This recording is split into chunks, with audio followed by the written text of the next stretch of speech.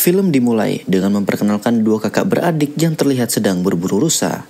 Siang itu, setelah mendapatkan hewan buruan, sang kakak yang bernama Johan menyinggung soal saudara tengah mereka yang diketahui sekarang bekerja sebagai petarung dari seorang mafia ternama. Johan mengatakan kepada adik bungsunya yang bernama Denny bahwa ia benar-benar muak dengan saudara tengah mereka yang sangat sulit untuk diatur. Sudah susah-susah dimasukkan sebagai anggota militer, ujung-ujungnya malah jadi kacung dari seorang bos mafia. Seriously? Roy was welcome to be here. You gotta get off that shit, man. He's our brother. Could have had a career in the military, which I encouraged him to do. He's still dwelling on the past instead of living in the present. Scene lalu berpindah ke saudara tengah dari Johan dan juga Denny yang bernama Roy. Malam itu seperti biasa, ia akan bertarung membela bosnya yang sudah bertaruh besar, karena Roy sudah pasti menang. Namun siapa sangka, kehadiran pacar Roy pada malam itu membuatnya sedikit lengah hingga berujung pada kekalahannya. Roy, watch out! Shit! No, get up, Roy! Get up! Akibat kekalahan tadi, membuat sang bos mafia yang bernama Julian marah besar. Sebab malam itu, ia hampir mempertaruhkan 50% uang yang dia punya, namun malah berujung pada kekalahan. Nah, sebagai hukumannya, Julian pun langsung menghabisi pacar dari Roy. You cost me a lot of money tonight. Make it up to you. Give me a chance, man. Who's this bitch? No. Shut her ass up! Setelah itu, Julian membawa Roy ke salah satu markas rahasianya untuk diberikan sebuah tugas. Di sana, Roy diminta untuk mengantarkan sebuah berlian langka senilai $50 juta yang diberi nama berlian Ludlow dari rumah adiknya Julian yang berada di daerah Mojave. Dari sana, Roy harus membawanya kepada seorang pembeli di daerah Nevada. Dalam misi ini, Roy akan diberi imbalan sebesar $1 juta jika berhasil, namun jika gagal, maka istri dan anak Johan yang akan menanggung akibatnya. Mendengar hal itu, Roy keberatan karena untuk apa Julian harus sampai melibatkan keluarga kakaknya dalam urusan ini. Apalagi Julian juga tahu kalau hubungan Roy dan kakaknya sedang tidak baik-baik saja. Julian pun menjelaskan bahwa karena Roy tidak punya apa-apa sebagai jaminan, maka kakak ipar dan keponakannya adalah jaminan yang sempurna. Apalagi jika terjadi apa-apa dalam pengiriman, mau tidak mau Johan pasti akan membantu Roy untuk menjalankan misi kali ini. You got a brother, right? What's your oldest brother name? The beautiful wife and the two daughters. It's Joe, right? What does Joe have to do with this? I need collateral. Joe's wife and kids are going to be my motherfucking collateral. Di sisi lain, Johan pada malam itu sebenarnya mendapatkan telepon dari Roy yang hendak mengabarinya soal misi yang baru ia dapatkan. Namun karena Johan masih merasa kesal dengan adiknya, ia pun tidak sudi untuk menjawab panggilan tersebut. You're gonna find out I know how voicemail works too, little brother. Pada keesokan harinya, Denny yang kala itu baru selesai bertugas di Angkatan Darat dan akan menjalankan cuti mengunjungi peternakan Johan yang berada tepat di belakang rumahnya. Sesampainya di sana, Johan langsung bercerita jika semalam ia mendapatkan telepon dari Roy, namun memilih untuk tidak menjawabnya karena merasa kesal. Mendengar hal itu, Denny sedikit menasihati kakaknya bahwa seharusnya ia mengangkat telepon tersebut karena siapa tahu Roy saat ini sedang membutuhkan bantuan. Some bitch called me last night, about 2 a.m., right as I was going to bed. You didn't talk to him. Why not? What if he was in an emergency? What if he's in trouble? Why not? Tak lama kemudian, datanglah Roy ke tempat Johan sambil membawa sebuah truk. Kedatangan Roy kali ini disambut oleh istri Johan dan kedua anaknya dengan sangat antusias, karena sudah lama Roy tidak mengunjungi mereka. Di sisi lain, Denny segera menghampiri Johan dan memberitahu jika Roy datang untuk menemuinya. Namun di sini Johan malah menjawab bahwa ia tidak akan berkenan untuk menemui Roy karena anak itu selalu mendatanginya ketika ada sebuah masalah. Nah, perkataan Johan ini tak sengaja didengar oleh Roy yang pada akhirnya membuat kedua saudara ini kembali terlibat dalam perselisihan. What's up, boys? What's all the ruckus? Talking about you, little brother. Man, fuck you. Man, fuck you. Should never came here. Yeah, I agree with that. Denny yang kasihan terhadap Roy lalu mengejarnya dan mengatakan bahwa Roy tak perlu sakit hati dengan apa yang tadi Johan ucapkan. Roy pun menjawab bahwa ia memakluminya dan menawarkan Denny untuk ikut dengannya mengantarkan sebuah paket. Tak pikir panjang, Denny pun setuju untuk ikut dengan Roy. Apalagi ia juga sudah mengambil jatah cuti untuk 1 bulan ke depan. You want to come with me for a couple days? Gotta make a transport over the border in Baja. How many days, you say? I don't know, down and back be 3 or 4 days? Yeah, I might be able to find somebody to cover me at the base. Di tengah perjalanan, untuk mencairkan suasana, Danny mengatakan jika sebenarnya Johan masih sangat peduli kepada Roy, meskipun Roy sendiri sudah sering mengecewakannya. Setelah itu, Danny pun bertanya kemanakah tujuan mereka kali ini, dan Roy menjawab bahwa mereka akan pergi ke lokasi penjemputan yang akan menempuh perjalanan kurang lebih selama 12 jam. Quick stop. Get a quick buck. Setelah berkendara cukup lama, mereka pun mampir di sebuah arena pertarungan ilegal yang dikelola oleh salah seorang kenalan dari Roy. Mereka mempersejenak untuk melihat pertandingan dari musuh lama Roy yang bernama Duke. Di dalam, Duke yang baru saja mengalahkan lawannya tak sengaja melihat Roy yang berdiri di antara para penonton. Ia pun merasa bahwa sekarang adalah saat yang tepat untuk membalaskan kekalahannya tempo hari. Mendapatkan tantangan dari Duke, Roy pun tanpa ragu langsung menerimanya.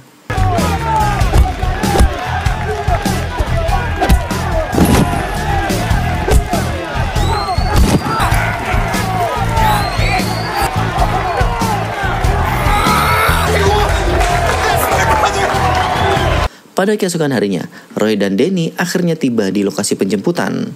Roy pun masuk ke dalam sementara Danny menunggu di truk saja. Di sana, Roy langsung disambut oleh adiknya Julian yang bernama Paulie. Paulie menjelaskan jika berlian Ludlow sangatlah langka dan juga berharga. Dan untuk mengelabui polisi, semua berlian itu pun disembunyikan di dalam sebuah botol minuman.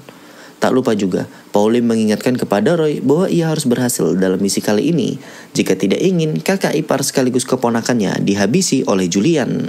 You know you are responsible for all that. You know what will happen. Just get the ball in the next 24 hours. Good, because Palazzo doesn't fuck around. Setelah paket diamankan, Roy dan Danny langsung pergi menuju lokasi pengantaran. Setelah 2 jam berkendara, mereka pun berhenti di sebuah toko untuk membeli beberapa minuman dan juga makanan. Namun tak lama berselang, datanglah 3 mobil yang ternyata ingin merampok berlian yang dibawa oleh Roy. I got this.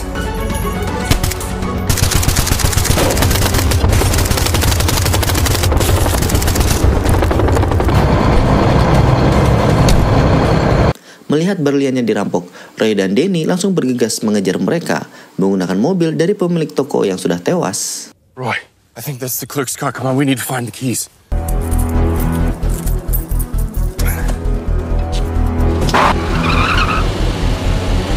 Di tengah perjalanan, Danny yang cukup kaget karena sudah diserang seperti tadi langsung bertanya kepada Roy apa sebenarnya paket yang mereka bawa.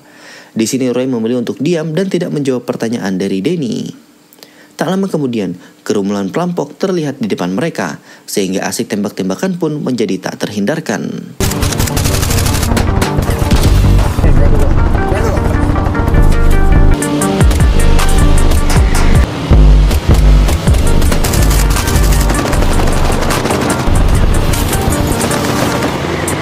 Karena para perampok berhasil merusak mobil mereka, Roy dan Danny memutuskan untuk berjalan kaki. Di sini Danny pun mendesak Roy untuk berkata jujur saja apa yang sebenarnya mereka bawa. Roy pun mengatakan jika sebenarnya yang mereka bawa adalah sebuah berlian bernama Ludlow senilai $50 juta milik Julian si bos mafia. What the fuck is in that truck? 50 million in diamonds. Di sisi lain, Julian sendiri saat ini sedang dihubungi oleh bayarnya yang mengatakan jika Roy belum juga tiba di lokasi pengantaran. Mendengar hal ini, Julian pun menduga jika Roy sudah kabur membawa semua berlian itu. Pada keesokan paginya, terlihat para perampok kini sudah tiba di markas tempat Paulie berada. Ya, para perampok ini telah disewa oleh Paulie untuk membawa kembali berlian yang tadi dibawa oleh Roy. Rupanya, selama ini Paulie sangat menginginkan berlian tersebut karena ia merasa bahwa dirinya lah yang paling berhak untuk menjaganya. Welcome back home to Papa Bear. Scene pun beralih ke Johan yang pada hari itu baru saja pulang dari kota dan langsung dibuat terkejut karena rumahnya sudah dalam posisi berantakan. Apalagi istri dan anaknya juga ikut menghilang. Hello?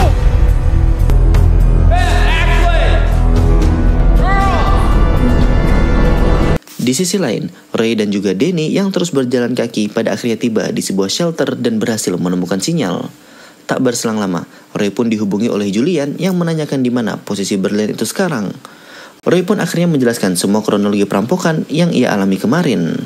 I think I know who has them. It was kind of an incident last night. 3 SUVs and some guys They robbed us. Nah, seolah tak peduli dengan alasan dari Roy, Julian pun meminta Roy untuk mengambil kembali berlian tersebut dalam 48 jam. Dan jika Roy gagal, maka ia akan langsung menghabisi istri dan anaknya Johan. Where's my diamonds, motherfucker? You lose my diamonds. But you lied to me. Deal is a fucking deal. You got 48 hours to find my fucking diamonds. Di sisi lain, Johan pun menghubungi Danny dan memberitahu jika istri dan anaknya tiba-tiba menghilang. Danny lalu menjelaskan kepada Johan apa yang sebenarnya terjadi, mulai dari tugas pengantaran barang oleh Roy sampai mereka akhirnya dirampok. Mendengar semua penjelasan itu, Johan sangat marah karena mengapa Roy harus sampai melibatkan keluarganya. Dan pada akhirnya, Johan pun meminta Sherlock dari Roy dan juga Danny dan akan menjemput mereka saat ini juga. Danny, hey buddy, the girls are gone. I think I know who has them. Happens to my family, I will kill you myself. Danny, pin drop me your location. Sebelum pergi menjemput saudaranya, Johan pun membuka sebuah ruangan bawah tanah yang sangat rahasia untuk mengambil beberapa senjata. Nah, sama seperti kedua saudaranya, dahulu Johan adalah mantan pasukan khusus, sebelum akhirnya memilih untuk pensiun dini dan membuka bisnis peternakan kuda.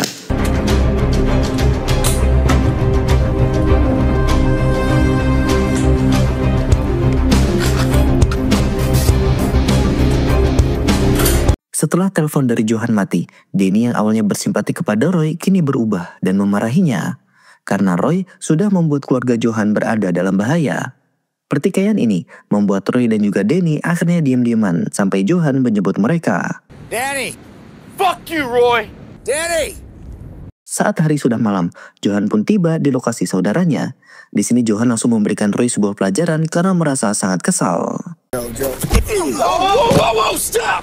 It's all your fucking mouth! Who the fuck are these people? Setelah situasi agak reda, barulah Johan bertanya kepada Roy siapa pelaku di balik ini semua.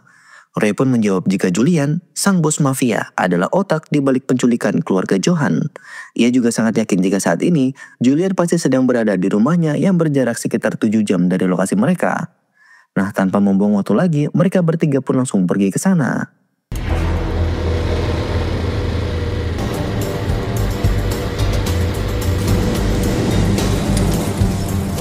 Sesampainya mereka di halaman belakang rumah Julian, ketiga bersaudara ini langsung memulai aksi. Roy dan Johan akan bertugas untuk menyelinap ke dalam, sementara Danny bertugas sebagai sniper yang melindungi mereka dari luar.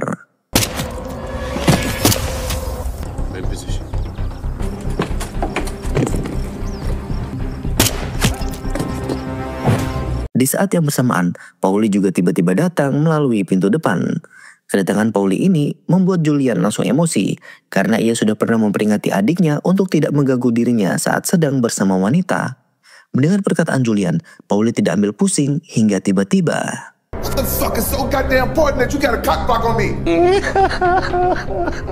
You shut the hell up, old man.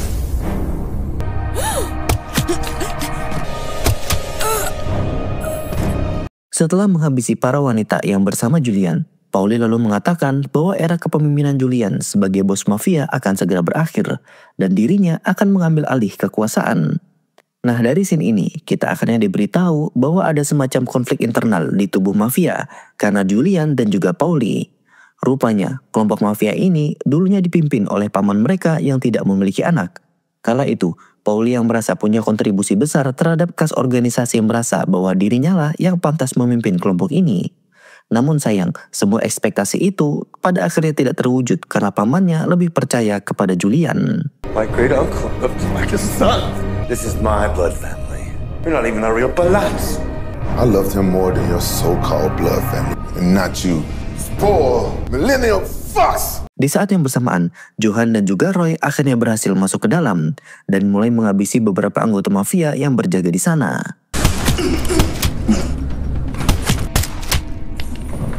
Nah, keributan yang tadi terjadi membuat Pauli sedikit teralihkan, hingga membuat Julian pada akhirnya berhasil membuat Pauli pingsan.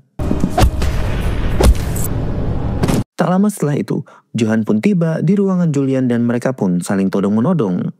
Di sini, Julian pun mengajak Johan untuk berduel menggunakan tangan kosong saja. You want to give me a shot? I just want my girls back. I'm the motherfucking man around this bitch! Dalam pertarungan itu, Johan berhasil dikalahkan oleh Julian. Namun tiba-tiba Roy pun datang untuk membantu. Tapi di sini, Belum juga apa-apa, Roy berhasil dibuat pingsan juga oleh Julian. You're a fucking coward, you know it. Fucking kill me then. Fuck out of here. Setelah itu, Pauli yang tadi sempat pingsan akhirnya terbangun dan langsung menembak Julian, dan salah satu peluru rupanya tak sengaja malah mengenai Johan.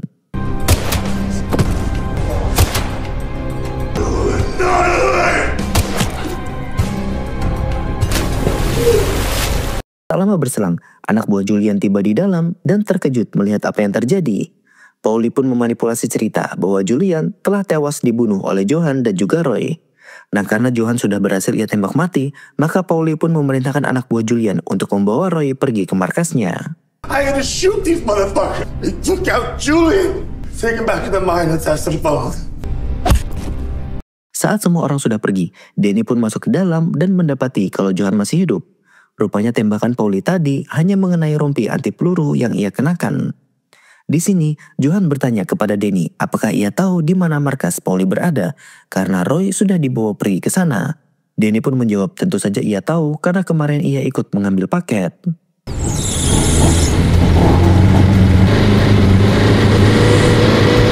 Di tengah perjalanan, Danny menghubungi rekan tentaranya yang bernama James untuk meminta bantuan. Mereka membutuhkan James untuk membawakan beberapa senjata beserta amunisinya. Singkat cerita, mereka pun menjemput James yang sudah siap untuk melakukan sebuah pertempuran. Nah, di samping itu, Roy saat ini sedang disiksa oleh Pauli di sebuah lokasi pertambangan yang berada tepat di belakang markasnya. Terlihat juga di sana ada istri dan kedua anak Johan yang sedang ditahan. Di sini, Pauli lalu bercerita dari mana berlian Ludlow itu berasal. Jadi, beberapa tahun yang lalu, saat Pauli dan seorang rekannya sedang mengetes granat model baru, mereka tak sengaja menemukan berlian ini dari dalam tanah. Pauli yang segera sadar akan berharganya berlian tersebut, langsung menghabisi temannya karena tidak ingin berlian itu dibagi sama rata. Get me, bro. I love him too, yeah. Setelah menjelaskan asal-usul berlian tersebut, Pauli memberikan challenge kepada Roy. Apabila Roy berhasil mengalahkan anak buah terbaiknya, maka ia akan melepaskan salah satu anak Johan. Namun apabila Roy kalah, maka ia akan langsung menghabisi semuanya.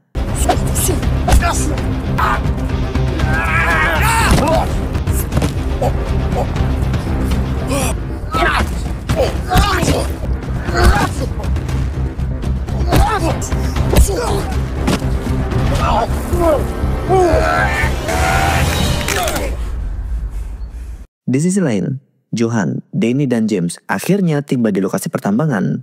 Di sini, giliran James yang akan bertugas sebagai sniper, sementara Johan dan juga Danny akan mendekat ke dalam markas.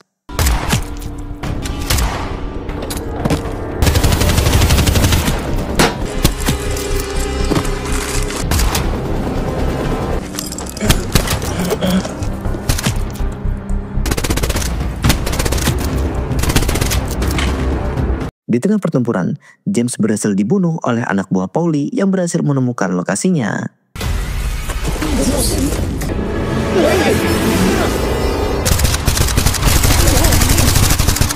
No, stay with me.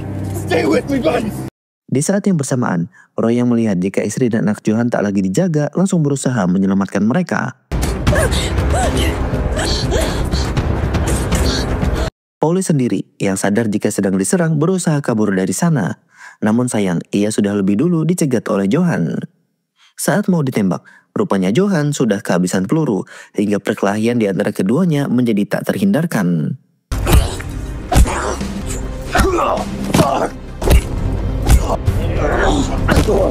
Just do it already. Stop. Saat akan dihabisi oleh Johan, secara tiba-tiba dua agen FBI muncul dan meminta Johan untuk menahan diri. I'm Detective David Johnson. Ooh, prison. Singkat cerita, Pauli pun pada akhirnya ditangkap oleh pihak kepolisian untuk menjalankan interogasi dan tentunya akan dihukum dengan sangat berat atas semua kejahatan yang sudah ia lakukan di masa lalu. Tak lupa juga, kedua agen FBI yang tadi menahan Johan mengucapkan terima kasih banyak karena Johan dan saudaranya sudah membantu FBI menangkap orang yang sudah mereka incar. We just wanted to come over and say thank you. We were able to capture them because of your help. If you ever need anything, don't hesitate to contact us. Appreciate it. Thank you, Detective. Thank you for all you did, too. Scene pun loncat ke beberapa bulan kemudian, memperlihatkan Roy yang kini memilih untuk membantu Johan menjalankan bisnis peternakan kudanya. Dan film pun diakhiri dengan ketiga saudara ini yang sedang berpacu kuda, melakukan sebuah kebiasaan yang dahulu sering mereka lakukan sewaktu ayah mereka masih hidup. Dan tamat, film pun akhirnya selesai. Nah, bagaimana menurut kalian tentang aksi ketiga saudara ini dalam membantai para mafia? Kalau menurut Mimin sih, film ini layak mendapatkan skor 8/10. Nah, sekian dulu video recap kita kali ini. Jangan lupa sampaikan pendapat kalian di kolom komentar, serta jangan lupa like, komen, dan subscribe. Sampai jumpa.